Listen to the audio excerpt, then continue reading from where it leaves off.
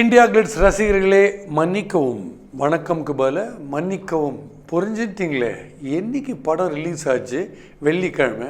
இது ஞாயிற்றுக்கிழமை. இவ்வளோ லேட்டாக எப்படி ரிவ்யூ நீ கொடுக்கலாம்? படம் ரிலீஸ் லேட் ஆகலாம், கஷாயம் ரிலீஸ் ஏன் லேட் ஆகுது ரிவ்யூ? வெள்ளிக்கிழமை அன்றைக்கி நான் இங்கே இல்லை, நம்ம ஊரில் இல்லை, பஹ்ரைனில் என்னுடைய ஷோக்காக போயிருந்தேன். பட் இந்த ஷோ அன்றைக்கி வரல. பஹ்ரைனுக்கு இந்த படம் ரிலீஸ் ஆகலை, இல்லாட்டா அதை முதல்ல உங்களுக்கு கொடுத்துட்டு தான் என் ஷோக்கு போகணும்னு நினச்சேன்.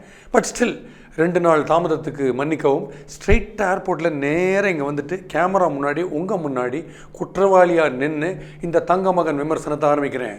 தங்கமகன் படம், தனுஷுடைய படம், ஆஃப் லேட் ரஜினியுடைய ஹிட்ஸ் லைக் தங்கமகன், படிக்காதவன், பொல்லாதவன், இந்த மாதிரி ஹிட் டைட்டில்ஸே தனுஷுக்கு இப்போ அமைதா இல்லை இப்படி டைட்டில் வேணும்னு அவர் கேட்குறாரா அப்படிங்கிறதுலாம் நீங்கள் டிபேட் பண்ணிக்கோங்க. இந்த மாதிரி படம் VIP 2 நாங்கள் no that's too much. This is not VIP 2. இது இண்டிபெண்ட்டாக ஒரு வித்தியாசமான கதை அப்படின்னு டைரக்டர் வேல்ராஜ் சொல்லியிருக்காரு. வேல்ராஜ் தனுஷ் காம்பினேஷனில் VIP படம் பார்த்தீங்க, வேலையில்லா பட்டதாரி. பட் அந்த காம்பினேஷனில் வந்திருக்கிற இன்னொரு ஸ்டைல் ஆஃப் மூவி இது. இந்த படம் எதுக்கு பாராட்டணும் ஃபஸ்ட்டுன்னா, இன்றைக்கி இருக்கிற ட்ரெண்டில் ஒரு glitz and glamour, hi-fi technology அப்படின்லாம் இருக்கிற காலகட்டத்தில் கிட்டத்தட்ட ஒரு 40-50 வருஷத்துக்கு முன்னாடி வரக்கூடிய ஒரு சப்ஜெக்டு, ஒரு ஃபேமிலி பாண்டிங், பணத்தை பார்த்து ஆசைப்படுறது. பணம் ஒருத்தனை பணக்காரனாக்கும், ஒருத்தனை பைத்தியக்காரனாக்கும், ஏன் பிச்சைக்காரனாக கூட ஆக்கும். இந்த மாதிரி நீதி கதையெல்லாம் சொல்கிற மாதிரி ஒரு சப்ஜெக்ட் இன்றைக்கி எடுப்படுமா? அதுவும் இன்றைக்கி இருக்கிற ஆக்டிங்கில் கலக்குன்னு ஸ்கோர் பண்ணிகிட்ருக்கிற ஒரு தனுஷை வச்சு இப்படி ஒரு ஏஜ் ஓல்டு சப்ஜெக்டை ட்ரை பண்ண முடியுமா?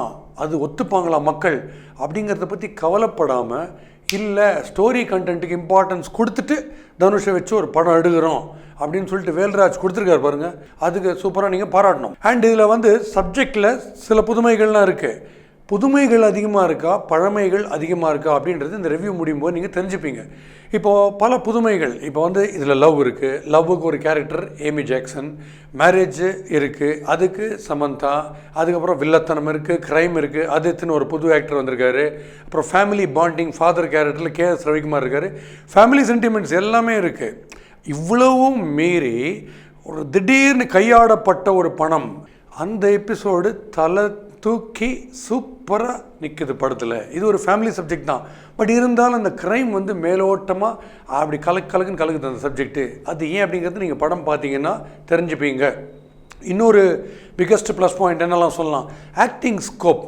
இப்போ தனுஷ்க்கு இதில் அப்பாவுக்காக வருத்தப்படுறதா, இல்லை அப்பா ஆக போகிறோன்றதுக்காக சந்தோஷப்படுறதா அப்படின்ற மாதிரி டயலமாவெல்லாம் கண்ணில் கொண்டு வரும்போது தனுஷ் தன்னுடைய யூனிக்னஸை பிரமாதமாக ப்ரூவ் பண்ணுறாரு. So as a family man அவர் ஒரு கலக்கிறாரு. செகண்டு, லவ்வராக வர ஏமி ஜாக்சன், அவங்களுடைய பர்ஃபார்மன்ஸை பார்க்கும்போது ஏமி ஜாக்சன் லவ்வில் ஓரளவுக்கு ஸ்கோர் பண்ணலாம். As a family girl score பண்ணுறது ரொம்ப கஷ்டம். பட் அதுக்குன்ட்டு பேரஸ்ட்டு தனுஷை கலாய்க்கிறன்ட்டு ஒரு சீன் ஒன்று பண்ணுறாங்க பார்த்தீங்களா, ஏமிராஜ் ஜாக்சன். எனக்கே கொஞ்சம் போயிட்டு பேரஸ்ட் அந்த சீனை மறக்கணும்னு தோணுச்சு. அது ஒத்து வரல.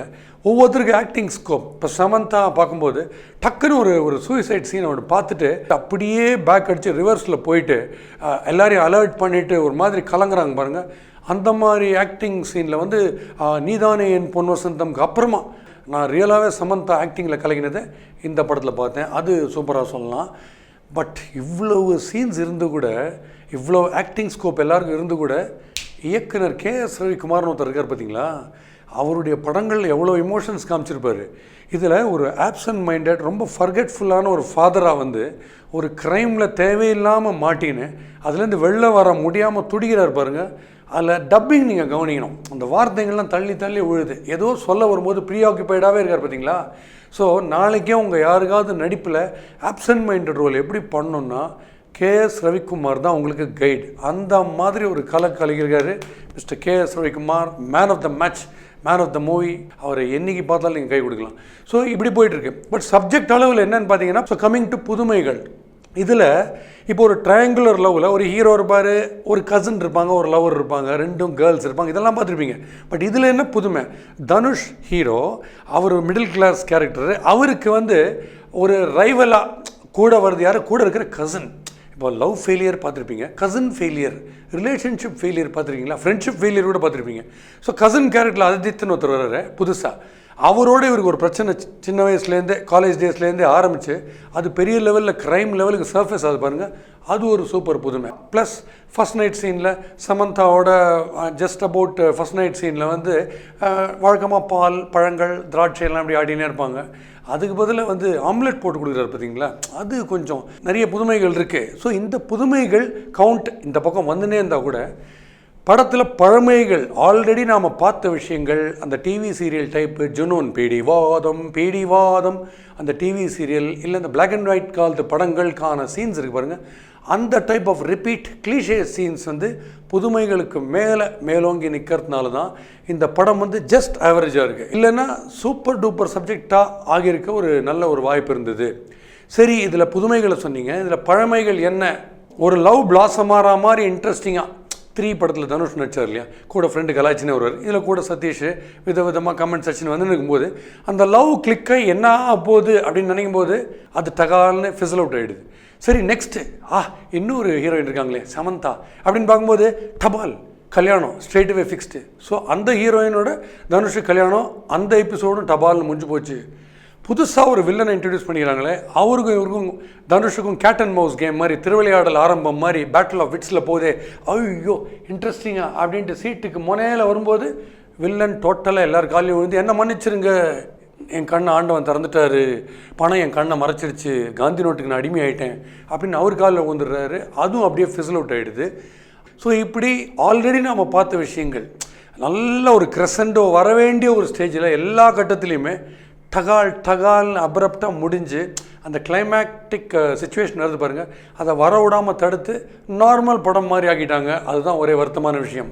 பட் ஸ்டில் இந்த படத்தில் இது லவ்வா இல்லை இது மேரேஜ் ஓரியன்ட் சப்ஜெக்டா அப்படின்லாம் பார்க்கும்போது இது எல்லாத்தையும் பேக் சீட்டில் தள்ளிட்டு KS ரவிக்குமார் அவரை சுற்றி வர எபிசோடு இருக்குது பார்த்தீங்களா, க்ரைம், அதுதான் படத்தை பில்லர் மாதிரி தூக்கி நிறுத்துது. ஸோ அந்த ஆங்கிள் என்டர்டெயின்மெண்ட் ஆங்கிள்லேயே போயிருந்தால் இன்னும் கொஞ்சம் இன்ட்ரெஸ்டிங்காக இருந்திருக்கும். இந்த கேரக்டரைசேஷன் நீங்கள் பார்க்கும்போது பார்ட்டி கேர்ள்ஸ் டைப்பில் இருக்காங்க. இப்போ எமி ஜாக்சனாக இருக்கட்டும் சமந்தாவாக இருக்கட்டும், அவங்க எப்படி ட்ரெஸ்ஸிங் சென்ஸ் எப்படி இருக்கும், அவங்க எப்படி வருவாங்க ஸ்க்ரீனில் நீங்கள் பார்த்துருக்கீங்க. பார்ட்டி கேர்ள்ஸ் டைப்பில் வர 2 கேரக்டர்ஸை பாட்டியம்மா கேர்ள்ஸ் மாதிரி ஆக்கிட்டாங்க. டோட்டலாக லவ்வுக்கு சாந்தமான ஒரு லவ், ஒரு ஹீரோயின் வந்து சாந்தமான ஒரு ஹவுஸ் ஒய்ஃபு, மிடில் கிளாஸ். இப்போ 2 பேரும் இருக்கிற கம்ப்ளெக்ஷனுக்கும் லுக்ஸுக்கும் அவங்கள ஒரு மிடில் கிளாஸ் மேரீட் உமனாக நீங்கள் காமிச்சிங்கன்னா இது எப்படி இருக்குன்னா ஐஸ்வர்யா ராயுடைய கால் ஷீட்லாம் கிடச்சிச்சு. ஆனால் அவங்க வந்து ஒரு குடிசையில் வந்து கம்ப்ளீட்டாக எல்லார் வீட்டுக்கும் வேலைக்கு போகிறாங்க, தெருவெல்லாம் கம்ப்ளீட்டாக கூட்டுறாங்க பெருகிறாங்க, அவங்க டாய்லெட்லாம் க்ளீன் பண்ணுறாங்க அப்படின்னு ஒரு கேரக்டரை வச்சு காமிச்சிங்கன்னா எடுபடுமா அப்படின்றத நீங்கள் யோசிச்சுக்கணும். கம்மிங் டு மியூசிக், அனிருத்துடைய ட்ரெண்ட்லேயே நான் பார்த்துருக்கேன். அவருக்கு வந்து இந்த பாடல்களில் வந்து என்ன சொல்ல ஏதோ சொல்லன்னு ஒரு பாட்டு இருக்குது பார்த்தீங்களா, அது ரொம்ப கேட்சியாக இருக்குது. பட் மியூசிக் அளவில் பார்க்கும்போது இன்ட்ரெஸ்டிங்காக ஒரு விஷயம் ஒன்று பார்த்தேன். அவருக்கு வந்து அந்த கீபோர்டில் வந்து அதிரடியாக மியூசிக் போடுற ஒரு இன்ட்ரெஸ்ட் இருக்கிறதுனால இந்த படம் க்ரைம் பக்கம் தாவுது பார்த்தீங்களா, அதுதான் நான் சொன்னேன் டாப்பில் இருக்குன்றது. அந்த க்ரைம் பக்கம் படம் தாவும்போது கெங்க அதில் வந்து பயங்கர ஹைப்பராகி பிரமாதப்படுத்துகிறாரு. எக்ஸாம்பிள் வந்து சொல்லணுன்னா அந்த கசன் எமி ஜாக்சன் கிட்ட தான் பண்ண ஃப்ராடை ஒத்துக்கும் போது ஒரு RR போட்டிருக்காரு, ப்ரில்லியண்ட்டாக இருக்குது. ஸோ அந்த மாதிரி. பட் அனிருத் வந்து டகால் இந்த வீட்டுக்குள்ளே டிவி சீரியல் ரேஞ்சுக்கு வீட்டுக்குள்ளே டொமெஸ்டிக் அந்த ஆங்கிளில் நீங்கள் மியூசிக்கில் இறங்குங்கன்றச்சு அவருடைய கீபோர்டு யாரோ போட்டிடுறாங்க. எப்படியோ இடுக்கலெல்லாம் விரல அந்த கீபோர்டு உள்ள விட்டு ஏதோ வாசிக்கணும்னு பார்க்குறாரு, அது எடுபட மாட்டேங்குது.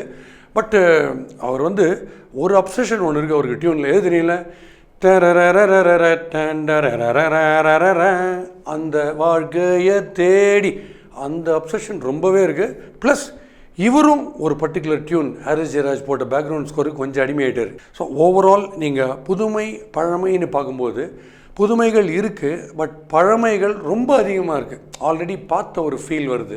அதனால் என்ன சொல்லலான்னு பார்த்தீங்கன்னா தங்க மகன் தான் இல்லைன்னே சொல்ல, இன்னும் சூப்பராக இருந்திருக்கலாமே அப்படிங்கிறதுனால என்னை பொறுத்த வரைக்கும் இது ஆதங்க மகன் அப்படின்னு ஒரு டைட்டில் கொடுத்தா கரெக்டாக இருக்கும். டைட்டில்ஸை 30-40 வருஷத்துக்கு முன்னாடி வந்த டைட்டில்ஸை திருப்பி கொடுக்கறதுல தப்பே கிடையாது. பட் சப்ஜெக்டையும் 30-40 இயர்ஸ்க்கு முன்னாடி வந்த அதே சப்ஜெக்டையே திருப்பி கொடுக்கும்போது தான் இந்த ஆதங்க மகன் ஃபேக்டர் குறுக்க போகிறது. பட் நான் இப்போ எங்கேயுமே குறுக்க போகல.